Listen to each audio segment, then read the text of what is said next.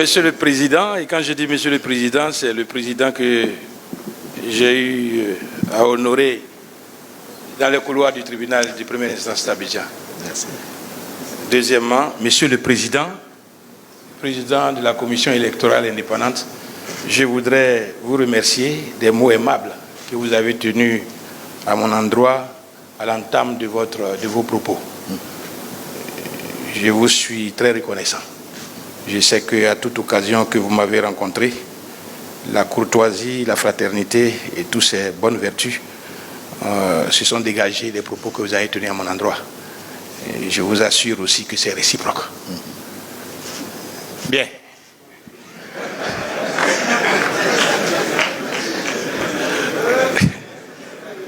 Monsieur le Président, il y a un cycle électoral qui est terminé. Et il y a un autre cycle qui commence. J'appelle cycle électoral, et je pense qu'on s'entendra, comme l'ensemble des différentes élections qui se déroulent dans une période afin de renouveler les dirigeants des instances, des institutions de la République. Il s'agit des élections présidentielles, parlementaires, députés et sénatoriales, et puis des élections locales, conseil régional et puis conseil municipal. Monsieur le Président, lorsqu'on a achevé un tel cycle électoral, les partis politiques et organisations de la société civile s'attendent à ce que la Commission électorale indépendante les invite pour venir faire le point. Qu'est-ce qui a marché? Qu'est-ce qui n'a pas marché? Quelles recommandations peut-on ensemble faire? Quelle amélioration pourrons-nous faire de la pratique électorale en Côte d'Ivoire? Enfin, comment faire pour qu'on s'entende à aller vers une CEI consensuelle du point de vue de sa fonctionnalité? J'observe que cela n'a pas été. Permettez, Monsieur le Président, que je reste juriste complètement. L'intervention que j'ai faite porte sur 2 points. Le premier point est purement technique. Et je sais que la CEI, parce qu'elle regorge d'experts, a pu faire cette observation. Monsieur le Président,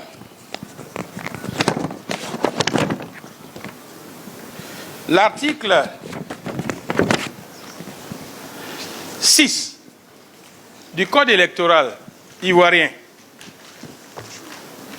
nous dit ceci relativement à la liste électorale, que la liste électorale est tenue à jour annuellement par la commission chargée des élections pour tenir compte des mutations intervenues dans le corps électoral. Annuellement, pour tenir compte des mutations. Monsieur le Président, l'article 2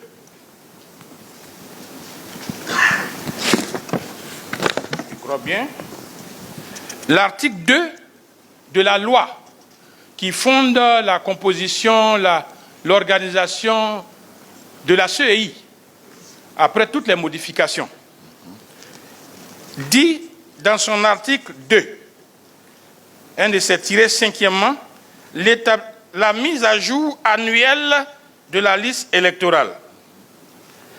Et cette prescription est encore dite à l'article 35 de la loi qui fonde la CEI. Monsieur le Président, vous êtes un homme de loi, et dans ce pays, on aime respecter la loi. L'article 7 de la loi qui fonde la commission électorale libelle ainsi le serment que vous avez prêté devant le Conseil constitutionnel. Et je lis.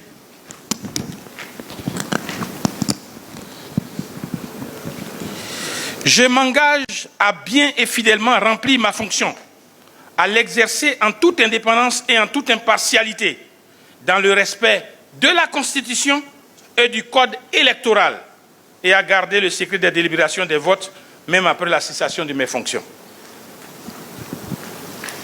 Monsieur le Président, le Code électoral dit que la mise à jour de la liste électorale est annuelle. Cela veut dire que chaque année, une mise à jour doit se faire.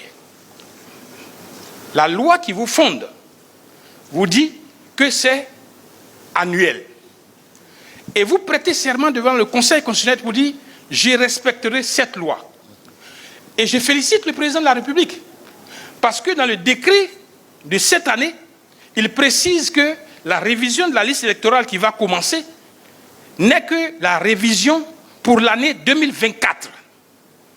Monsieur le Président, le PDCI-RDA, qui est le parti auquel j'appartiens, et je pense avec beaucoup d'autres personnes, que nous attendons et nous insistons pour que pour le respect de la loi, en 2025, il y ait la révision de la liste électorale.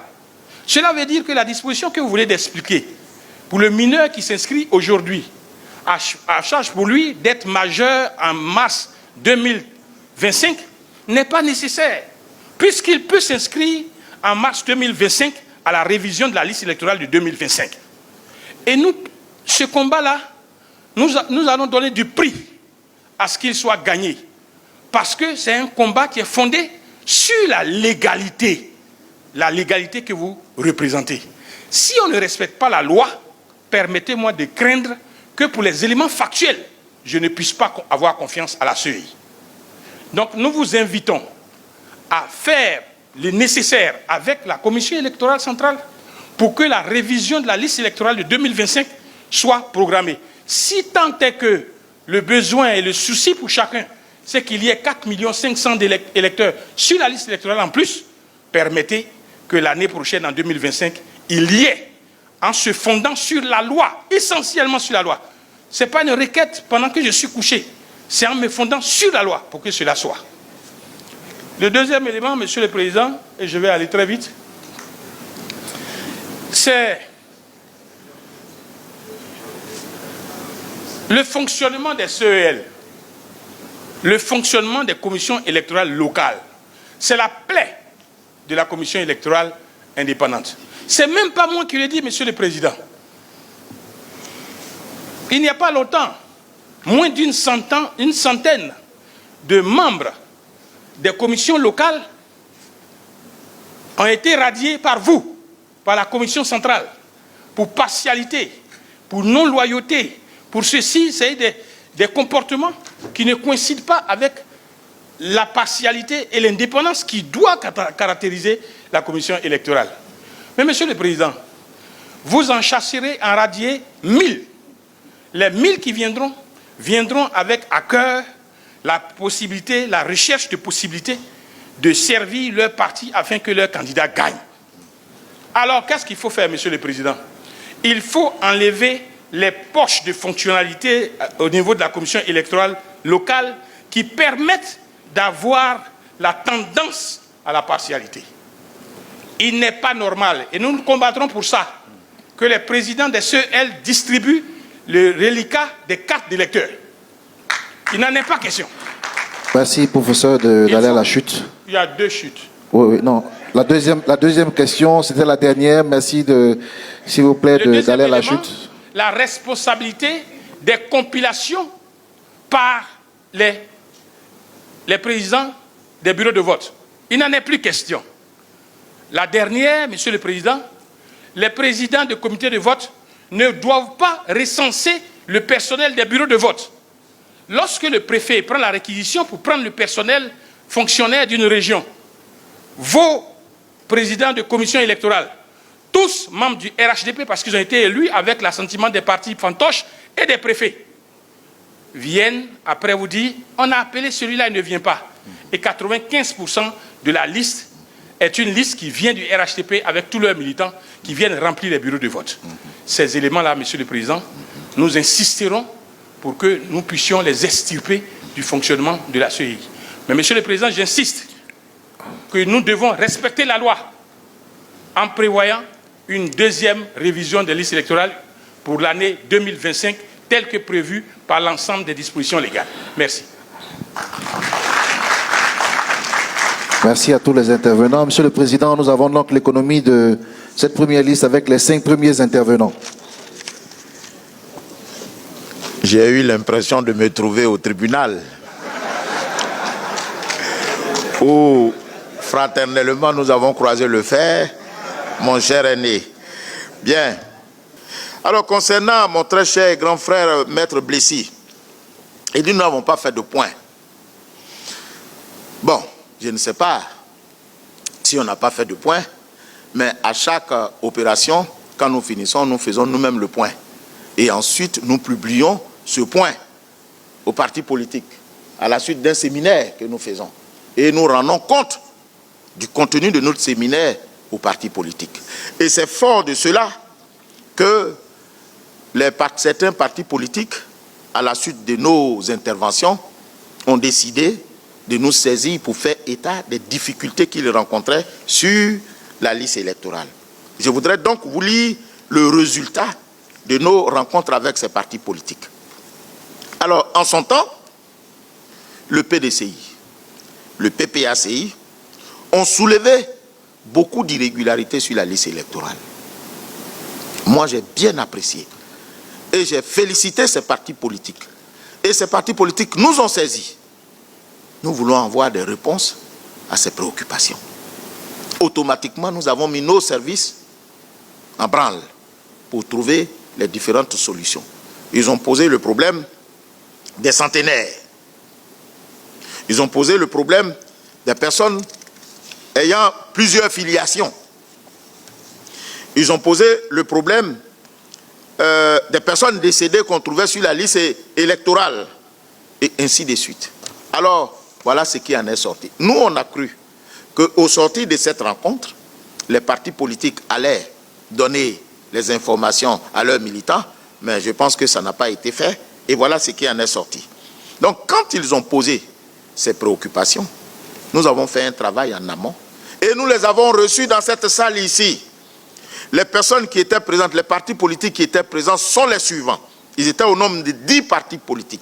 Il y a le RHDP, le PDCI, le PPACI, LMP, URD, GPP, MGC, AFD, AIRD et UDC. Sur les préoccupations. En son temps, le PDCI et le PPACI avaient considéré qu'il y avait 4201 électeurs présumés être centenaires sur la liste électorale. À la suite, bien entendu, avec les preuves à l'appui, on était tous dans cette salle, un électeur qui disposait d'un dossier dans la base des données de la Commission électorale indépendante au site central, comprenant soit le numéro de l'ancienne CNI, soit le NNI de la nouvelle carte nationale d'identité, ou les deux. Alors, ce faisant, nous avons donc procédé à la rectification comme souhaité, et en définitive, il est resté que 200 électeurs présumés centenaires présents sur la liste électorale à retrouver, sur les 4000 et quelques. Et ces 200, comment il fallait les retrouver? Puisque les uns et les autres, chaque fois qu'ils voient leur nom sur la liste électorale, considèrent qu'il n'y a pas de problème. Alors, en accord avec les partis politiques, on avait dit, à l'occasion de la publication de la liste provisoire, on allait marquer ces 200 personnes et les inviter, mettre devant leur nom, à prendre contact avec la commission électorale indépendante pour venir nous clarifier cette situation. Ou à défaut, on allait les radier. Voilà ce qui avait été décidé. Concernant la révision de la liste annuelle, mais monsieur le cher maître, moi je suis parfaitement d'accord avec vous. Dans nos attributions, vous avez fait bien de nous le révéler. La commission électorale doit faire le recensement annuel. Mais sauf que, qu'est-ce qu'on a constaté? Il y a une désaffection de la population vis-à-vis de la révision de la liste électorale. Je viens. Alors, l'État met beaucoup d'argent pour s'entendre dire 150, 250 000 personnes qui viennent s'inscrire. Quand nous l'avons constaté, on dit, mais il y a un problème.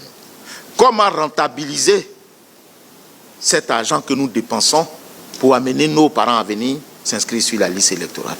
La sensibilisation. En principe, dans une démocratie, nul n'est censé ignorer la loi. Quand vous la connaissez, on n'a pas besoin de vous pousser dans le dos. Surtout que, comme l'ont dit les uns et les autres, le vote est facultatif, nous n'avons pas besoin d'obliger quelqu'un à venir s'inscrire sur la liste électorale. Mais sauf que la personne même peut ignorer qu'elle a le droit de venir s'inscrire sur la liste électorale. D'où l'intérêt de faire la sensibilisation. C'est ça qui fait la différence. Alors, nous avons dit qu'il faut nous donner du temps pour sensibiliser nos parents. Et je vais vous donner, M. Blessy, l'évolution de la population électorale depuis 2000 jusqu'en 2023. La LED, nous on parle de LED, liste électorale définitive, 2010 comportait 5 725 722 personnes inscrites sur la liste électorale. À la suite, bien entendu, de la refonte. 2008, 2009, 2007, 2008, 2009, on a procédé à la refonte où on a subordonné la délivrance des cartes nationales d'identité à l'inscription sur la liste électorale. Ce qui a permis d'avoir les 5 millions et quelques. Et depuis lors, nous essayons chaque année de pouvoir le faire. Alors, de 2010, c'est en 2015 qu'on vient faire la révision de la liste électorale. Donc, ce n'est pas sous le président Kubier que ça a commencé de ne pas respecter l'annualité de la révision de la liste électorale. En 2010 déjà, on l'a fait, et ce n'est qu'en 2015 qu'ils sont venus faire la révision de la liste électorale. La commission a organisé la liste électorale. Vous savez combien on a eu? 574 000. Et c'était l'un des taux les plus élevés en ce moment. Ensuite, en 2016, respectant l'annualité, on a eu 139 000. 139 000, vous imaginez? Ensuite, en 2018, parce que justement, quand ça se fait comme ça, on s'organise pour voir qu'est-ce qu'il faut faire. Il faut sensibiliser les gens. Parce que souvent, ce que les gens ne savent pas, c'est que quand nous, on ouvre la révision de la liste électorale, on a 12 000 lieux de vote qui sont ouverts, lieux de recensement qui sont ouverts. Mais qu'on paye, il y a 3 personnes par lieu de vote, par lieu d'enrôlement. Et quand il n'y a personne, c'est comme quand vous décidez d'envoyer des véhicules de 3 à 10 tonnes pour prendre une récolte dont vous ne connaissez même pas la quantité. Il faut vous assurer d'abord de savoir quels sont ceux qui sont capables. Est-ce qu'ils ont conscience même qu'ils doivent venir s'inscrire sur la liste électorale? C'est ce travail qui est très important pour nous. Sinon, pour nous, faire la révision par année, ça ne pose même pas de problème. Je viens. Donc, en 2018, on a 277 000. Où on doit chercher 2 millions, 3 millions, 4 millions de personnes. On a 277 000 personnes qui viennent s'inscrire. Ce n'est qu'en 2020, quand nous prenons les rênes de la commission électorale, que pour la première fois, on a 908 000 inscrits sur la liste électorale. Parce que nous avions eu conscience de ce qu'il fallait sensibiliser, sensibiliser, sensibiliser. Mais quand vous sensibilisez pendant une année, qu'est-ce que vous faites? Mais l'année, c'est 12 mois.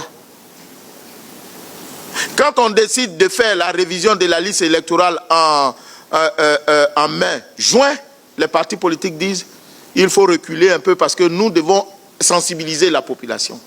Et c'est justement parce que les partis politiques nous demandent de sensibiliser la population que nous sommes aujourd'hui en octobre. Après octobre, il y a combien de mois pour terminer l'année? Il n'y a que 2 mois. Alors, si on ne prend garde, on sort de l'année sans avoir fait la révision de la liste électorale, sous prétexte que les partis politiques veulent sensibiliser la population. Nous, on avait décidé de faire la révision de la liste électorale en mai, juin. Les partis politiques nous ont dit, nous ne sommes pas prêts. Il y en a même encore qui nous demandent 3 mois. Mais voilà comment on sort. Et quand nous sommes arrivés en 2020, nous avons fait 908 000 inscrits sur la liste électorale. Et en 2023, en 2020 et en 2021, nous n'avons pas fait la révision de la liste électorale pour les raisons qui suivent. Vous ne vous rappelez pas? En principe, on aurait dû faire l'élection législative en 2020, en même temps, pour fermer le cycle électoral, comme vous l'aviez souligné tout à l'heure. Mais sauf que, avec la crise post-électorale, on n'a pas pu le faire, parce qu'on ne pouvait pas le faire. C'est ainsi que nous avons procédé aux élections législatives, qui a vu, bien entendu, votre brillante élection, en début 2023. 2021, plutôt. Voilà comment ça se présente. Donc, on a dû le faire pendant une période donnée de l'année. Mais quand vous finissez de faire une élection, mais il faut vous organiser pour préparer les échéances électorales à venir, ce qui n'est pas toujours évident. Donc, nous, on donne plus. Et c'est pour ça que, je l'ai dit, il faut faire une application intelligente de la loi. Ce n'est pas parce qu'on a dit qu'il faut faire une révision de la liste électorale annuellement que nous allons le faire pour avoir 2 ou 3 personnes quand les gens ne sont pas intéressés. Mais il faut sensibiliser. Il faut nous aider. Et je le répète encore devant vous, Maître Blessy, si nos guichets sont engorgés, nous allons prendre jusqu'au dernier. Même s'il faut qu'on parte en 2025. Alors, pour nous, dès que il y a un proverbe qui dit, on sent qu'on va bien dormir par la façon de somnoler. Oui. On sent qu'on va bien dormir par la façon de somnoler. Mais quand nous allons commencer et que nous allons sentir un engouement, il n'y a pas de raison que nous puissions faire. On a l'impression que la commission électorale indépendante est opposée à la révision annuelle de la liste électorale. Mais pas du tout. C'est parce que, quelque part, nous avons des soucis à appliquer, à respecter cette disposition. Parce que les citoyens ne sont pas présents. Et je le répète encore, ne vous en faites pas. Ceux qui veulent les 3 mois, on peut même aller au-delà des 3 mois. Si bien entendu, au moment de la révision, on sent un certain engouement. Mais il vous souvient qu'aucune révision de la liste électorale ne s'est faite en 15 jours. Hein. Le minimum, c'est 1 mois. Hein. Le minimum, on proroge toujours. Et c'est pour avoir quoi? Et je vous l'ai dit tout à l'heure. En 2023, on a eu 575. La moyenne est entre 250 à 300 000 par révision de la liste électorale. Donc voilà pourquoi nous disons que le tout n'est pas d'ouvrir nos guichets annuellement, le tout c'est de sensibiliser la population. Lorsque cette population sera suffisamment sensibilisée, mais nous allons le faire autant que faire se peut. Si en 2025, il n'y a même pas de doute là-dessus, et que les choses se feront correctement et qu'il y a un engouement, nous allons le faire. Mais il est bon de préciser, vous permettez, il est bon de préciser qu'il ne faut pas voir seulement l'enrôlement en tant que tel, mais une révision de la liste électorale, il y a toute une batterie d'opérations derrière. Il y a toute une batterie. Parce que quand on finit de collecter les données, il faut les traiter. Il faut expurger la liste de toutes les personnes qui sont décédées, de toutes les personnes qui sont déchues de leurs droits civils et politiques, les photos qui ont été mal prises, les saisies qui ont été mal faites. Et c'est à l'issue de cela que nous faisons ce qu'on appelle l'affichage, qui est suivi du contentieux. Le contentieux qui a un certain délai. Et c'est à la suite de quoi nous publions la liste électorale définitive. Donc vous comprenez avec nous qu'il y a d'autres étapes qui se font. Mais c'est quand même une année. Donc quand nous le faisons, mais la loi qui dit la révision de la liste électorale se fait annuellement, ne vous dit pas en quoi la révision de la liste électorale se fait. Donc pour nous, quand nous le faisons entre 2 années, c'est toujours la révision de la liste électorale qui continue. Voilà. Quand nous le faisons à cheval entre 2 années, c'est toujours la révision de la liste électorale. Quand nous publions la liste définitive en 2025, mais c'est toujours la révision qui continue. On aura dit qu'on a fait la révision de la liste électorale. Maintenant, si vous souhaitez que la période de collecte des données soit prorogée, mais nous, on n'a même pas de problème. Lorsque vous allez montrer, vous allez faire la preuve sur le terrain de la sensibilisation de nos concitoyens, mais vous prêchez à des convertis que nous sommes, nous allons ouvrir nos guichets pendant longtemps pour collecter le maximum. Quand on me demande, mais Monsieur le Président, quelles sont vos ambitions en ce qui concerne la collecte des données, j'ai dit c'est 4 500 000. Et je vous l'ai dit tout à l'heure, si nous prenons 50 personnes journellement, pendant 23 jours, on collecte 13 millions de personnes, alors qu'on n'a que 4 500 000. Donc nous sommes prêts pour cela. Voilà. C'était ce que je voulais dire pour répondre à Monsieur Blessy. Alors, il a dit... Oui, allez-y. Chaque année, depuis 5 ans, j'achète l'assurance de ma voiture. C'est une obligation légale. C'est ça. Pendant 5 ans, je n'ai jamais eu d'accident. Aucun bobo. J'achète même gratuitement, ça y est là. Et puis, la 6e année, je dis, bon, je n'ai jamais fait d'accident, il n'y a pas de problème. Je ne prends pas d'assurance. J'ai une avarie. Je suis déféré devant vous, en tant que juge correctionnel. Vous me reprocherez l'absence de l'assurance, alors que pendant 5 ans, je n'ai jamais fait d'accident. C'est ce que vous êtes en train de dire, pour dire que l'État dit, dans la loi, c'est chaque année. Mais comme on ouvre chaque année, il n'y a personne, alors on ne le fait pas. Alors, je vais vous répondre pour dire que l'assurance, vise l'aléa. La caractéristique de l'assurance, c'est l'aléa. Or, la révision de la liste électorale, ce n'est pas l'aléa. C'est ça la différence. Voilà. Alors, chez nous, ici, non, s'il vous plaît. Alors, ce que je veux dire, je n'ai pas dit que nous ne faisons pas parce qu'il n'y a personne. Je dis, nous voulons avoir le maximum de personnes. Voilà pourquoi nous donnons priorité à une des étapes de la révision qui est la sensibilisation. C'est cela.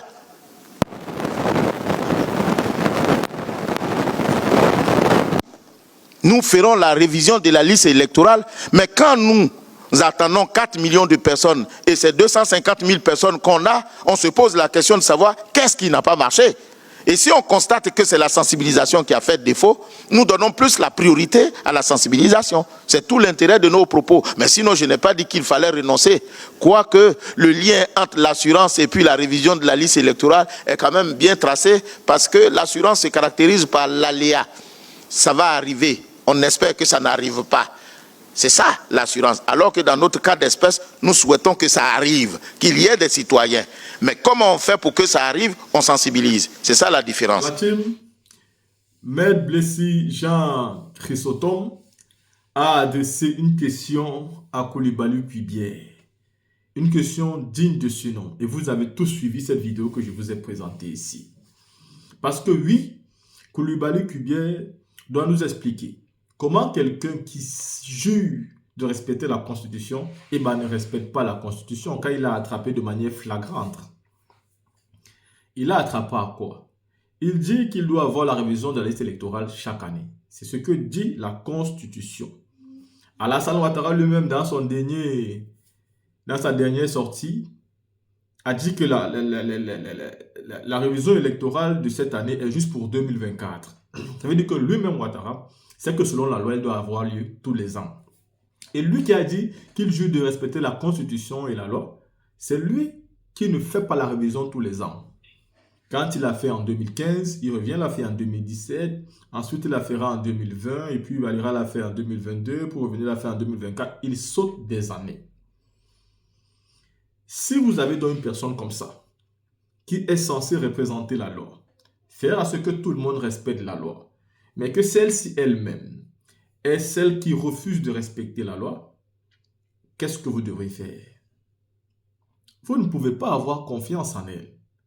Vous êtes donc obligé de poser des jalons de discussion pour qu'on puisse maintenant s'arranger à pouvoir se faire confiance. Mais pour ça, il faudrait déjà que cette personne montre même des envies de vouloir que les partis politiques puissent avoir confiance en lui et à l'institution qu'il incarne. Parce qu'en réalité, Coulibaly Kuibière devrait avoir honte que dans le poste qu'il occupe, seul le parti au pouvoir est d'accord avec lui sur tout. Il ne se plaigne pas. Il veut aller aux élections et ne revendique rien. Tous ceux avec qui il a les problèmes sont des partis de l'opposition. Mais est-ce que ceci n'est pas largement suffisant pour démontrer que la CEI a choisi son camp? Pourquoi seul le parti politique ne se plaint pas? Et la CEI, on veut bien savoir, elle qui respecte la loi, elle veut faire une liste électorale qui ne fait pas le consensus et organiser quand même les élections et proclamer à la fin un vainqueur. C'est ça ou pas? Parce que je me demande, est-ce que réellement la CEI dont nous parlons, aujourd'hui à l'heure où nous parlons, peut se permettre d'organiser les élections, dire que ces élections sont crédibles? Non.